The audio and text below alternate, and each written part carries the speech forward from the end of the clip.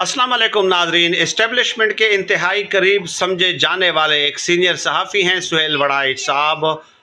उनकी ज़बान से निकली हुई बात को यूँ समझ लें कि इनडायरेक्टली इस्टेब्लिशमेंट की तरफ से जो है ना वो बात कही जाती है इशारों और किनायों में। उन्होंने एक आर्टिकल लिखा है जिसमें उन्होंने ये लिखा है कि इमरान खान साहब को कैद करके आपने उनकी मकबूलियत कम नहीं की है, बल्कि इमरान खान साहब को कैद करके आपने उनकी मकबूलियत में इजाफा किया है।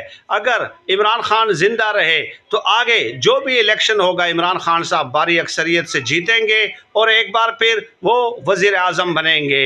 ये सुहेल वड़ाइच साहब कह रहे हैं, जो कि तहरीक इंसाफ के शदीद तरीन नाक़िदीन में शुमार किए जाते हैं और मुबैना तौर पे ज़ाहिर है हमने ख़ुद तो नहीं देखा, मुबैना तौर पे इस्टेब्लिशमेंट के करीब ही समझे जाते हैं। गोया अब ये एहसास होने लगा है कि इमरान खान साहब का जो मजबूत मौक़िफ़ है वो उनकी पज़ीराई का सब